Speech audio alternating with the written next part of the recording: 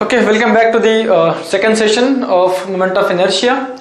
Last lecture में हमने देखा कि चार पॉइंट्स हमने देखा लास्ट लेक्चर में. एक था what are the formulas for different standard figures, then what is parallel axis theorem, then what is perpendicular axis theorem. उसके बाद हमने क्या देखा कि what is how to find या फिर what is radius of gyration. आज हम न्यूमेरिकल सॉल्व करेंगे. ठीक है, न्यूमेरिकल जो है हमारे दो टाइप्स के रहेंगे. एक न्यूमेरिकल बेस्ड होगा तुम्हारा स्टैंडर्ड फिगर के ऊपर.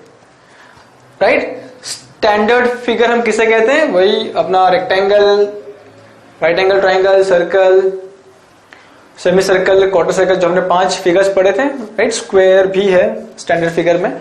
तो अगर मुझे ये स्टैंडर्ड फिगर के ऊपर सम्स पूछे तो मैं ये अप्रोच फॉलो करूंगा 1 2 3. अगर फिगर नॉन स्टैंडर्ड है, जिसका मतलब है कि I section, T section, L section, C section या फिर इन्वर्टेड टी सेक्शन, तो ये जो है वो हमारा स्टैंडर्ड फिगर नहीं है. राइट, ना ही ये स्क्वायर है, ना ही रेक्टेंगल है, ना ही ट्रायंगल है, ना ही सेमी सर्कल है, ना ही सर्कल है, ना ही क्वार्टर सर्कल है. ठीक है, तो इसको हम क्या अज्यूम करेंगे कि these are our non standard figures. ठीक है, तो नॉन स्टैंडर्ड फिगर के लिए ये प्रोसीजर है. राइट, तो मैं यही नोट करने बोलूंगा कि ये जो प्रोसीजर है उसको पहले लिख लो तुम लोग ठीक से. ये प्रोसीजर को ठीक से लिखने के बाद हमारा जो फर्स्ट टाइप्स रहेगा वो स्टैंडर्ड फिगर के ऊपर रहेगा. किसके ऊपर रहेगा? स्टैंडर्ड फिगर के ऊपर. इसके ऊपर हम लोग क्या करेंगे, 3-4 सम्स ठीक से कर लेंगे. राइट, 3-4 सम्स नहीं, थोड़ा ज्यादा करेंगे, 5 6 7 के करीब इसके ऊपर सम्स करेंगे. अगर ये समझ में आ जाता है तो नेक्स्ट जो है ना नॉन स्टैंडर्ड फिगर्स, तो वो हमारा काफी इजी हो जाएगा. ठीक है, मैं साइड में खड़ा रहता हूं ताकि तुम्हें ये साफ साफ नजर आए. If the problem is based on standard figure, तो मेरा फर्स्ट स्टेप क्या रहेगा? जब भी कोई स्टैंडर्ड फिगर तुम्हें नजर आए, मेरा first step will be to locate the centroid of the standard figure. क्या रहेगा? Locate the centroid of standard figure. ठीक है.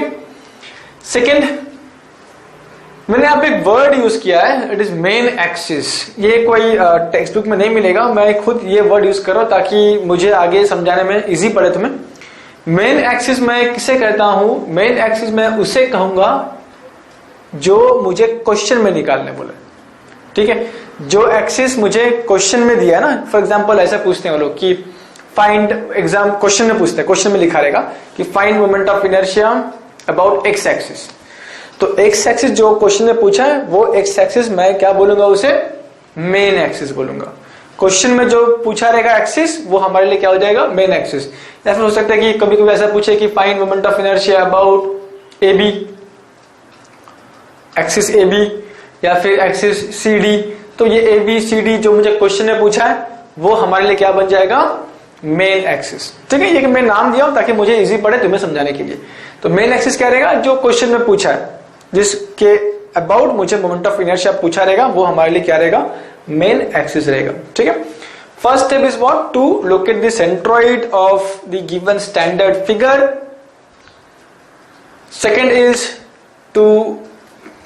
इज कि जस्ट चेक वेदर जो मेन एक्सिस है, जो क्वेश्चन में मुझे पूछा है जो एक्सिस, क्या वो एक्सिस मुझे फिगर में नजर आ रहा है? सिंपल, राइट ना.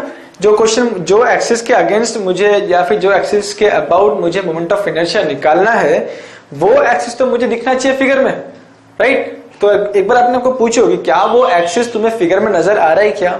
ठीक है.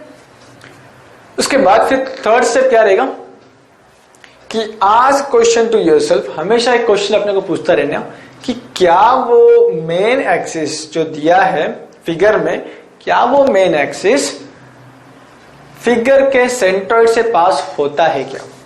क्या पूछोगे? क्या वो मेन एक्सिस फिगर के सेंट्रॉइड से पास होता है क्या? अगर पास होता है, अगर मेन एक्सिस सेंट्रॉइड से पास होता है, तो हम लोग क्या यूज करेंगे? विल यूज डायरेक्ट मेथड या फिर डायरेक्ट फॉर्मूला. अगर पास नहीं होता तो हम लोग क्या यूज करेंगे? Parallel axis theorem. Right, clear. अगर एक्सिस सेंट्रॉइड से पास नहीं होता तो हम लोग क्या यूज करेंगे, पैरेलल एक्सिस थ्योरम। अगर सेंट्रॉइड से पास होता है तो क्या यूज करेंगे, डायरेक्ट फॉर्मूला। आई रिपीट, अगर वो मेन एक्सिस फिगर के सेंट्रॉइड से पास नहीं होता तो हम लोग क्या यूज करेंगे, पैरेलल एक्सिस थ्योरम। और अगर सेंट्रॉइड से पास होता है तो हम लोग क्या यूज करेंगे, डायरेक्ट फॉर्मूला। ठीक है, तो ये काफी इजी रहेगा, लेकिन ये मेरा बेस है। अगर ये समझ में आया तो ही मुझे नॉन स्टैंडर्ड का कंसेप्ट क्लियर होगा। ठीक है, राइट। सेकंड क्या है, नॉन स्टैंडर्ड फिगर्स।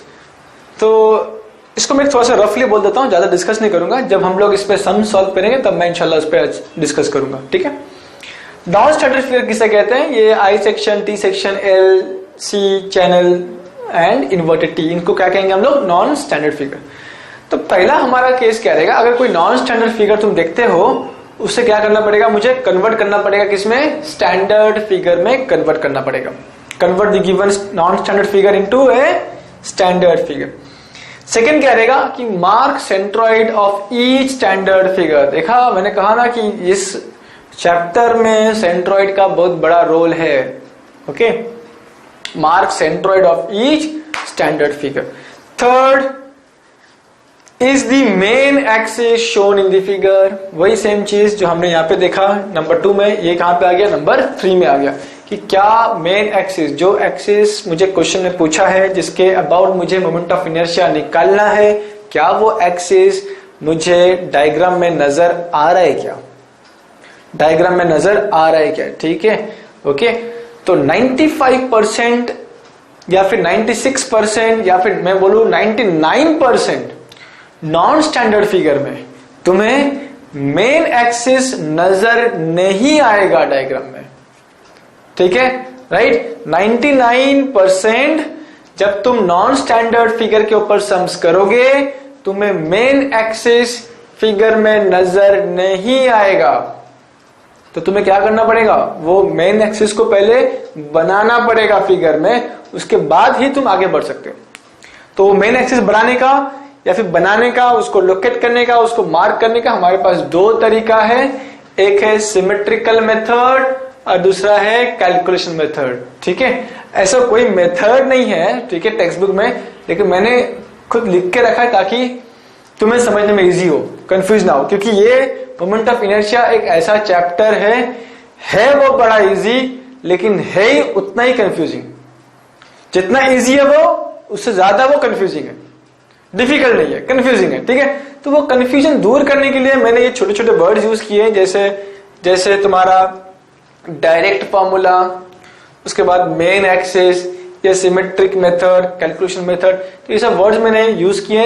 ये सब वर्ड्स हमको टेक्स्ट बुक में नहीं मिलेगा। मैं क्यों यूज कर रहा हूं, ताकि ये कंफ्यूजन जो है ना इस चैप्टर का, वो थोड़ा सा या फिर बहुत ही कम हो जाए। ठीक है, राइट। तो ये सिमेट्रिक मेथड और कैलकुलेशन मेथड, ये क्या मेथड है, कब यूज करेंगे, जब नॉन स्टैंडर्ड फिगर में मेन एक्सिस मुझे डायग्राम में नजर नहीं आएगा, तब मैं क्या यूज करूंगा, वो एक्सिस को बनाने के लिए either I will go for symmetric method या फिर बाय कैलकुलेशंस मेथड। ठीक है, उसके बाद फिर हमें वही चेक करना है कि आस्क योरसेल्फ क्वेश्चन कि क्या वो मेन एक्सिस हर एक स्टैंडर्ड पार्ट के सेंट्रॉइड से पास हो रहा है क्या। अगर हर एक सेंट्रॉइड से अगर पास होता है एक्सिस तो विल यूज डायरेक्ट फॉर्मूला, और अगर सेंट्रॉइड से पास नहीं होता है तो हम लोग क्या यूज करेंगे, parallel axis theorem. Okay, parallel axis theorem. So now let us move ahead or let us try to solve few numericals based on standard figure। ठीक है, तो जो क्वेश्चंस मैंने तुम्हें दिए हैं उसका हार्ड कॉपी अपने पास रखो, कैलकुलेटर रेडी रखो, और प्लीज एक डेडिकेटेड नोटबुक, मैकेनिक्स नहीं, ये क्या है, स्ट्रेंथ ऑफ मटेरियल या फिर मॉस, उसके लिए रखना है। ठीक है, so let's start. Moment of inertia, confusing chapter, okay, but it is easy. अगर तुम मेरे वो स्टेप्स फॉलो करोगे तो इंशाल्लाह मुझे उम्मीद है कि कंफ्यूजन बिल्कुल नहीं रहेगा, कंफ्यूजन बिल्कुल नहीं रहेगा। Okay, question number 1, find MI. MI means moment of inertia. Find MI, moment of inertia about centroidal axis and also about axis AB and CB, right? First let me draw the given figure. क्या figure दिया है, पहले चुपचाप से हम लोग क्या करेंगे,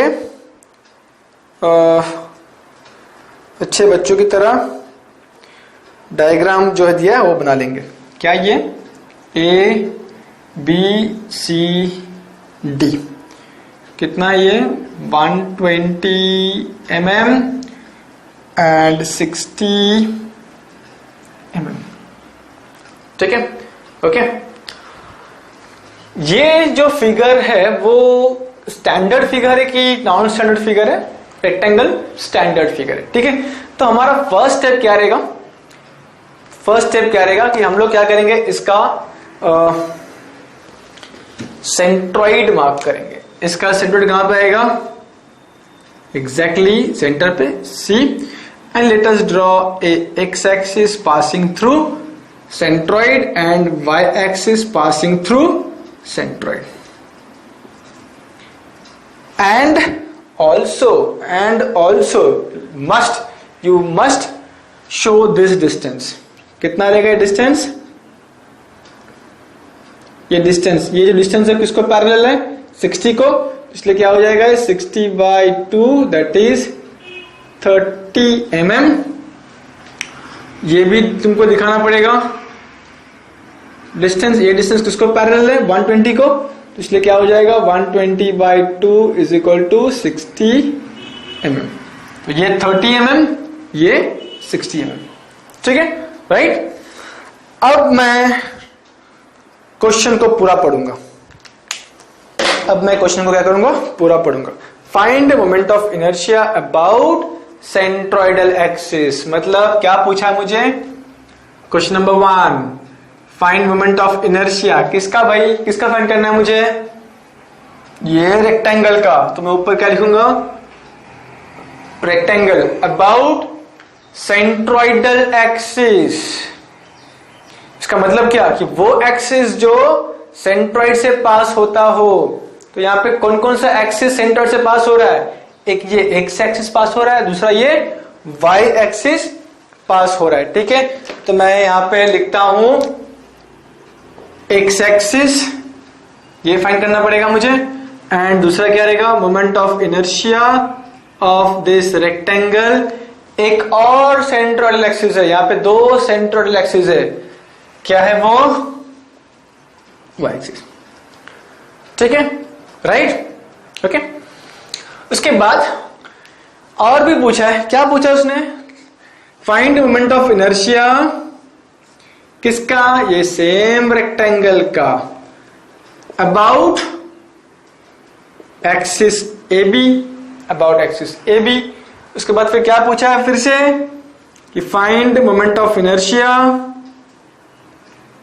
किसका? रेक्टेंगल का, सेम रेक्टेंगल का अबाउट एक्सिस CD.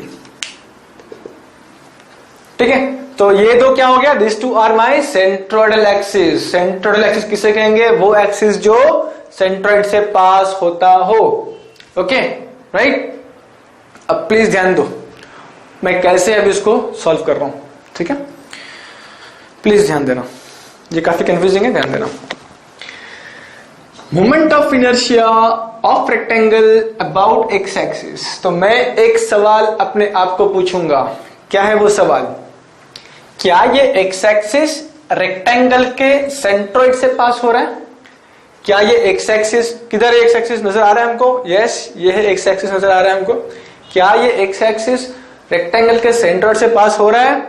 हो रहा है. So let's use what? Direct formula. समझ में आ रहा है मैं क्या बोल रहा हूं? कि मोमेंट ऑफ इनर्शिया किसका? रेक्टेंगल का अबाउट एक्स एक्सिस मुझे निकालना है. तो मेरा इमीडिएट सवाल क्या रहेगा? क्या ये एक्स एक्सिस, क्योंकि मुझे फॉर्मूला यूज करना है ना भाई. मैं तो अभी आंख बंद करके डायरेक्ट फॉर्मूला यूज नहीं कर सकता, क्योंकि मुझे मालूम है कि मैं हर जगह पे डायरेक्ट फॉर्मूला यूज नहीं कर सकता. उसका लिमिटेशन क्या है कि वो एक्स एक्सिस या फिर वाई एक्सिस क्या होना चाहिए, it must pass through the centroid. ठीक है, तो मैं क्या पूछूंगा सवाल, क्वेश्चन क्या है कि find moment of inertia of rectangle about x axis. Immediately मैं अपने आप को क्या सवाल पूछूंगा कि क्या ये एक्स एक्सिस रेक्टेंगल के सेंट्रॉइड से पास हो रहा है क्या। चेक करो, एक्स एक्सिस रेक्टेंगल के सेंट्रॉइड से पास हो रहा है क्या, हो रहा है। Then use what, direct formula. And what is the direct formula for rectangle, something into something cube by 12, something into something cube by 12, right? So now x axis मैं भी क्या यूज कर रहा हूं, I'm going for direct formula. This is x axis, x axis is parallel to 120, तो मैं यहां पे लिखूंगा 120 into दूसरा डायमेंशन कौन है 60, तो मैं यहां पे लिखूंगा 60 का cube divide by 12 is equal to, मुझे आंसर मिल जाएगा। Simple, the end. सिमिलरली अब मुझे क्या निकालना है, moment of inertia of this rectangle, same rectangular section about y axis. ठीक है, इमीडिएट सवाल मेरा क्या रहेगा कि क्या ये वाई एक्सिस रेक्टेंगल के सेंट्रॉइड से पास हो रहा है क्या। चेक करो, क्या ये वाई एक्सिस रेक्टेंगल के सेंट्रॉइड से पास हो रहा है क्या। यस हो रहा है, तो हम क्या यूज करेंगे, डायरेक्ट फार्मूला। और डायरेक्ट फार्मूला रेक्टेंगल के लिए क्या है, something into something cube by 12। तो ये है वाई एक्सिस, वाई एक्सिस किसको पैरेलल है 60 को, तो इसलिए पहले यहाँ पे 60 आएगा, दूसरा डायमेंशन कौन सा बचा 120, तो यहाँ पे आ जाएगा 120 का क्यूब डिवाइड बाय 12। ओके, अब क्या करेंगे, कैलसी निकालेंगे। ठीक है, मैंने भी निकाल दिया, यहाँ पे तुम भी निकाल लो, कैलसी निकालो। ये वैल्यू कितना रहा चेक करो, इंटू 60 का क्यूब डिवाइड बाय 12, तो कितना आ रहा है 2.16 into 10⁶ mm raised to 4, mm raised to 4 is the unit of moment of inertia. mm raised to 4 is the unit of moment of inertia. ठीक है, so moment of inertia of rectangle about x axis is equal to 2.16 into 10⁶ mm raised to 4. Similarly इसका value कितना आएगा check करो, divide by 12, ये आएगा 8.64 into 10⁶ mm raised to 4. Right, simple right. कैसे किया हमने, देखो जैसे ही moment of inertia of rectangle about x axis निकालना है मुझे, तो मेरा इमीडिएट सवाल क्या रहेगा, क्या ये एक्स एक्सिस रेक्टेंगल के सेंट्रॉइड से पास हो रहा है क्या। अगर हो रहा है गो फॉर डायरेक्ट फार्मूला, अगर नहीं हो रहा है गो फॉर पैरेलल एक्सिस थ्योरम। तो ये दो केस में तो एक्स एक्सिस वाई एक्सिस, ये दो केस में ये दोनों एक्सिस सेंट्रॉइड से पास हो रहा है, इसलिए हम लोगों ने क्या किया, डायरेक्ट फार्मूला अप्लाई किया। Now go for third one. क्या पूछ रहा है हमको, find moment of inertia of rectangle about A b. A b किधर है, ये है a b, right, this is a b. मेरा इमीडिएट सवाल क्या रहेगा, क्या ये a b, line a B या फिर एक्सिस ए बी रेक्टेंगल के सेंट्रॉइड से पास हो रहा है क्या ये ए बी रेक्टेंगल के सेंट्रॉइड से पास हो रहा है क्या, नहीं हो रहा है। तो इस केस में I can not use direct formula, तो मुझे क्या यूज करना पड़ेगा, parallel axis theorem. Parallel axis theorem क्या है वो, I plus A D square, I plus A D square. तो ये जो ए बी है, ये जो ए बी है वो हॉरिजॉन्टल है, राइट, इसलिए हम लोग यहां पे क्या लिखेंगे, आई एक्स एक्स, आई एक्स एक्स। और हमें मालूम है कि ये जो रहेगा मोमेंट ऑफ इनर्शिया, हमेशा हम यहां पे क्या यूज करेंगे, हमेशा क्या यूज करेंगे, direct formula. Moment of inertia लेकिन किसका निकालना है हमको, ये सेम रेक्टेंगल का निकालना है अबाउट सेंट्रोइडल एक्सिस। हमेशा क्या करेंगे हम लोग यहाँ पे डायरेक्ट फॉर्मूला, हमेशा क्या यूज करेंगे, direct formula. So now A is what, area of rectangle, D is what, distance between centroid of the given figure till the axis AB. दिख रहा है ये एक्सिस AB, ये एक्सिस AB और centroid का डिस्टेंस, एक्सिस AB और centroid का distance will be your D. Let's start. ठीक है, clear? What is this moment of inertia of rectangle about x axis? तो ये x axis ये हमेशा क्या रहेगा, डायरेक्ट फॉर्मूला रहेगा, something into something cube by 12 वाला रहेगा. तो ये है हमारा x एक्सिस, राइट? किसको पैरेलल है वो, 120. तो यहां पे क्या आएगा, 120 इंटू बचा कौन, 60 का cube divide by 12 plus area of rectangle क्या है, 120 इंटू 60. ये क्या हो गया, एरिया. ए फॉर एरिया, क्या है एरिया रेक्टेंगल का, 120 इंटू 60 इंटू डी का square. D is what, a B axis से जिसके अबाउट तुम मोमेंट ऑफ इनर्शिया निकाल रहे हो, वो ए बी से लेके सेंट्रोइड का डिस्टेंस कितना है, डिस्टेंस है वो 30. तो यहां पे क्या आ जाएगा, 30 का स्क्वायर. Okay, right? तो उसको तुम सॉल्व करोगे तो तुमको आंसर मिल जाएगा. नाउ ये निकालते हैं, moment of inertia of rectangle about CD. CD किधर है, CD ये है CD. मेरा इमीडिएट सवाल क्या रहेगा, क्या ये CD रेक्टेंगल के सेंट्रोइड से पास हो रहा है क्या ये CD रेक्टेंगल के सेंट्रोइड से पास हो रहा है क्या, नहीं हो रहा है. तो हम क्या यूज करेंगे, पैरेलल एक्सिस थ्योरम. तो ये क्या हो जाएगा, I प्लस AD स्क्वायर. अब ये CD कैसा है, वर्टिकल, तो यहां पे क्या आ जाएगा, IYY, लेकिन किसका, यही सेम रेक्टेंगल का. और हमको मालूम है कि यहां पे हमेशा क्या आएगा, डायरेक्ट फॉर्मूला. ठीक है, राइट, डायरेक्ट फॉर्मूला, राइट. तो रेक्टेंगल का moment of inertia about y axis, इसका डायरेक्ट फॉर्मूला क्या है, something into something cube by 12. Okay, so this is y, this is y. y को पैरेलल कौन है, 60. तो यहां पे क्या आ जाएगा, 60 into 120 cube by 12. Area of rectangle is again 120 into 60. Now what is D? D for distance. Distance between ये कौन सा एक्सिस दिया यहाँ पे, CD ना. तो ये CD से लेके सेंट्रोइड का डिस्टेंस कितना रहेगा, ये डिस्टेंस 60. क्योंकि ये कितना है 120, ये कितना है 60, तो बचा कितना 60. तो ये डिस्टेंस कितना हो जाएगा, 60 का स्क्वायर.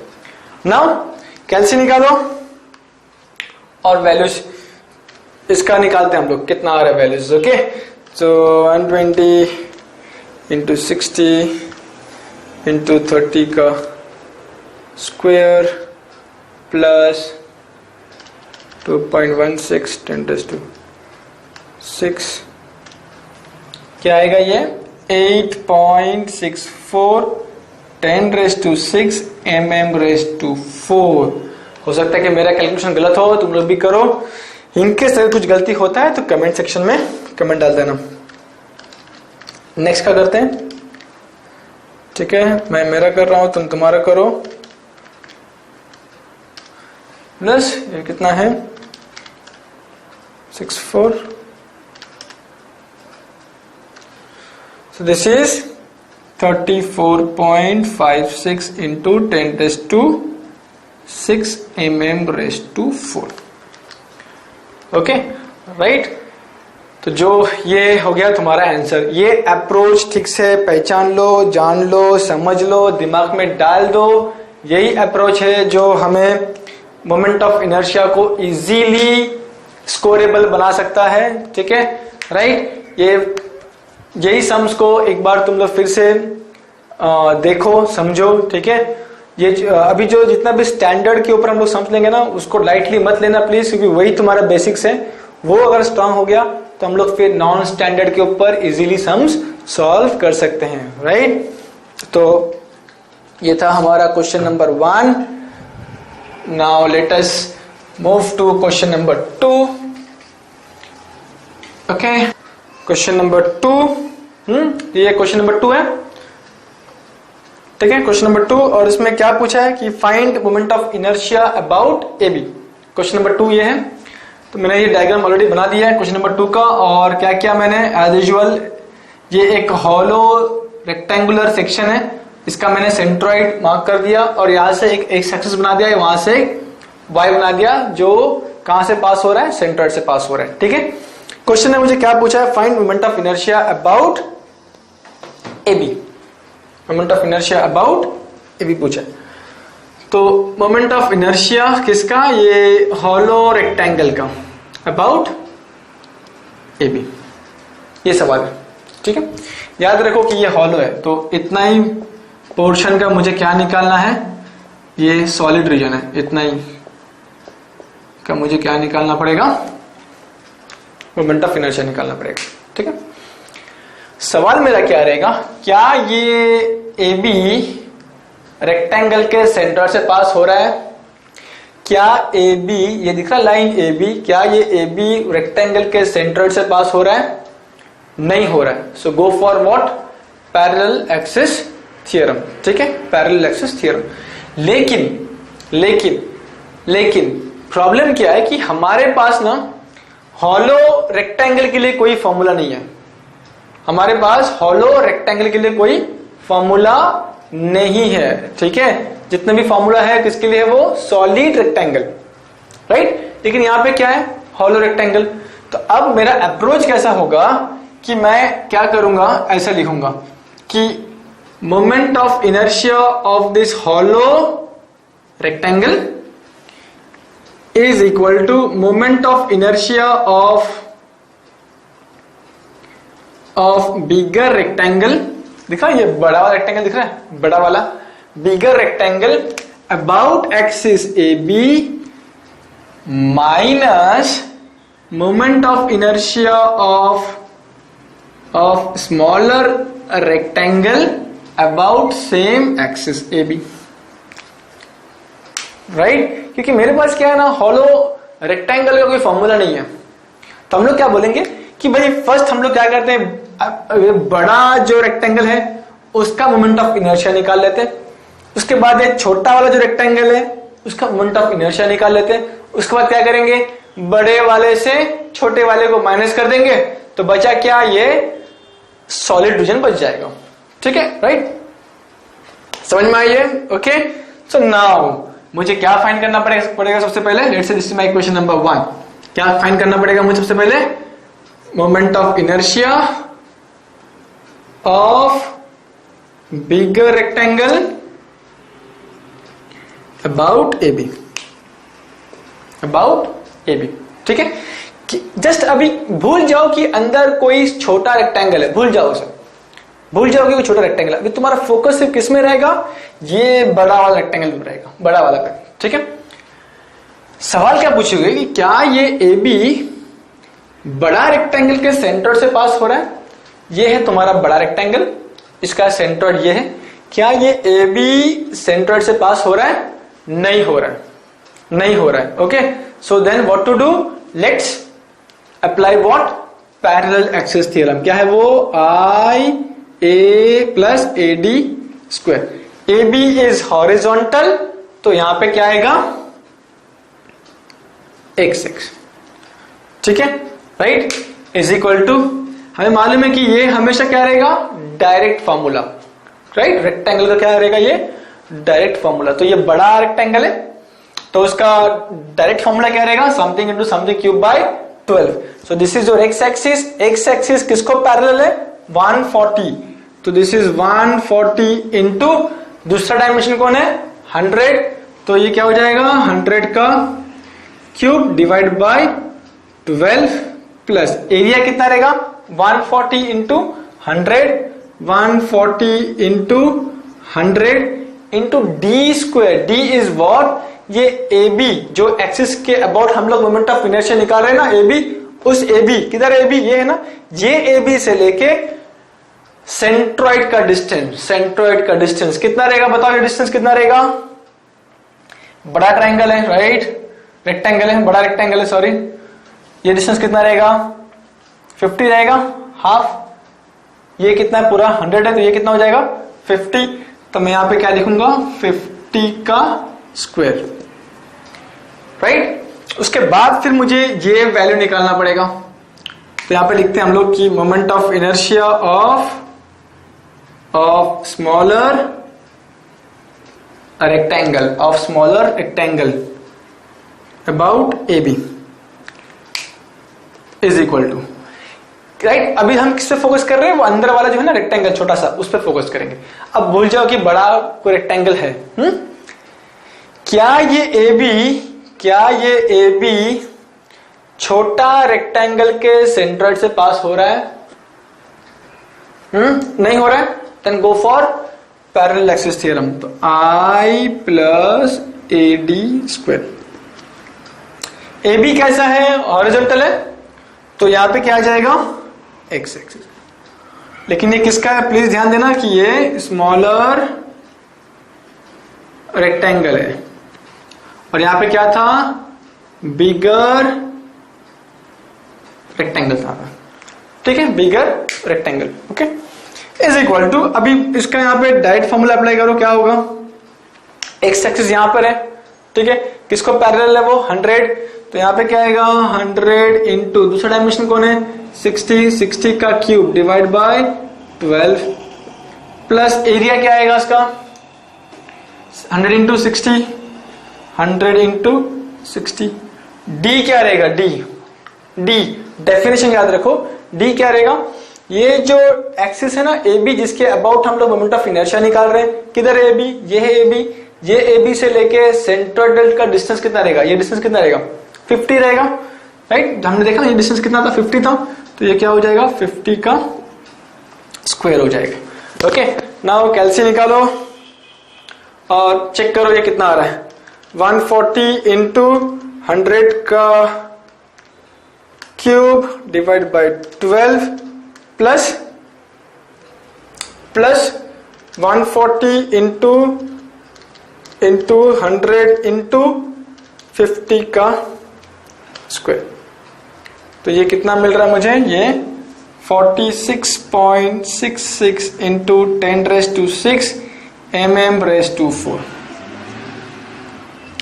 अब इसका वैल्यू कितना मेरा चेक करो, ठीक है। 100 इंटू 60 का cube divide by 12 plus 100 into 60 into 50 का स्क्वायर, कितना आ रहा है? ये 16.8 इंटू 10⁻⁶ mm⁻⁴, ओके, mm⁻⁴। मैं एक बार इसको चेक कर लेता हूं, कहाँ गलती तो ना हो गया।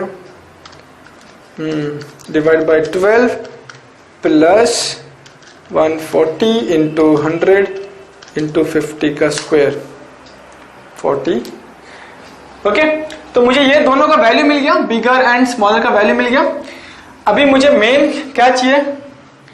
Moment of inertia of hollow rectangle about AB is equal to moment of inertia of bigger rectangle about AB कितना आया?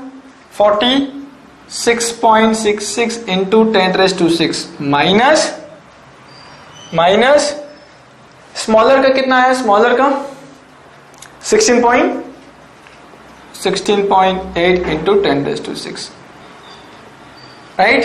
दोनों को माइनस करके देखो कितना आ रहा है? 46.66 29.86 into 10⁻⁶ mm⁻⁴. So this is the required answer. This is the required answer. Okay, ये समझ में आया कैसे करना है? ये जब भी हॉलो के ऊपर सम्स आएगा ना, हॉलो रेक्टेंगल या फिर हॉलो सर्कल, ठीक है, तो मोस्टली वो लोग हॉलो रेक्टेंगल के ऊपर पूछते हैं या फिर हॉलो सर्कल के ऊपर पूछेंगे, ठीक है। तो ये उसका अप्रोच रहेगा, माइनस करना पड़ेगा हमें। क्योंकि हॉलो डायग्राम के लिए हमारे पास कोई डायरेक्ट फॉर्मूला नहीं है। Okay right. तो इस केस में देखो कि moment of inertia for bigger rectangle के लिए मुझे क्या यूज करना पड़ा यहां पे, parallel axis theorem, parallel axis theorem, and smaller के लिए मुझे क्या यूज करना पड़ा, parallel axis theorem. Okay right. तो ये दो सम्स को एक बार ठीक से तुम लोग फिर से प्रैक्टिस करो, रिवाइज करो। ओके उसके बाद बाकी के जो सम्स है वो हम लोग नेक्स्ट लेक्चर में देखेंगे। Okay thank you.